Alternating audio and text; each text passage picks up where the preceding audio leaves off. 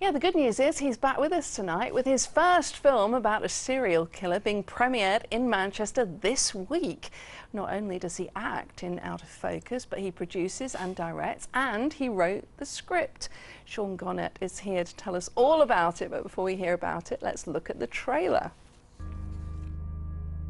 Police have now confirmed the body discovered this morning is that of 34-year-old Olivia Knowles. 48 hours. Get going. He's a dangerous man. Call security. Close the building. No one in, no one out. This is an emergency.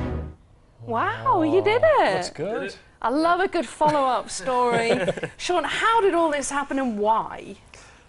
I'd originally written this as a very small project, as a showcase for me as an actor. I think it's very difficult when people are trying to break into the industry. A lot of the people are told that there's a main route that you go down. You know, you either get an agent and they get you work, but to get the work you need an agent. So it sometimes can be a catch-22 situation. So I thought I'd like to write myself a part that I'd like to play and go from there. And that's all it was at that stage. And then it just suddenly snowballed into this huge project that And what's the story behind the film? Well, the film it's a short film. The story follows a young detective, Jack Parker, which is the part that I play here. And he's assigned to an ongoing investigation following a recent spate of murders in Manchester. And the story follows this 48 hours that he is given to tail a suspect undercover. So, like any crime thriller, lots of twists and turns, so obviously I can't give too much away, but it all comes to a big finish. And you filmed it all in Manchester. Yeah. How tricky or otherwise was that? It was a lot easier than I expected, really. I think people were really happy to just, you know, let us film in their premises, you know, because it was a first project and a lot of people were working on it for free. So businesses were just really happy to let us go in and film, and everyone's coming to the premiere as well, so they will be able to see their premises very, very different than how they usually are, that's for sure. And all along you're doing all of these different roles. How did that work out? I mean, you were, you know, basically looking at yourself on screens. Well, yeah.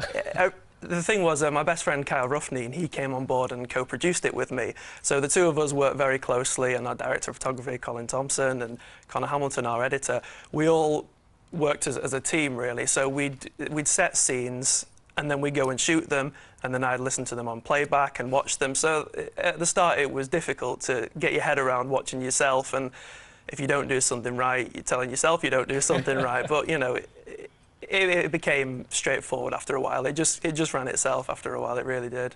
It must have cost a fortune, though. How does that work?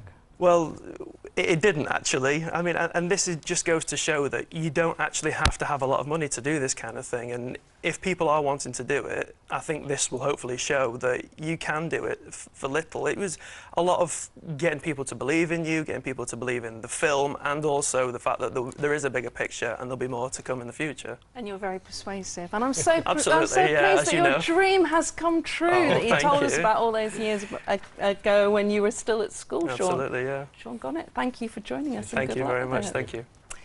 OK, let's take a look at what's still coming up on the ITV News at 6:30 with Mary.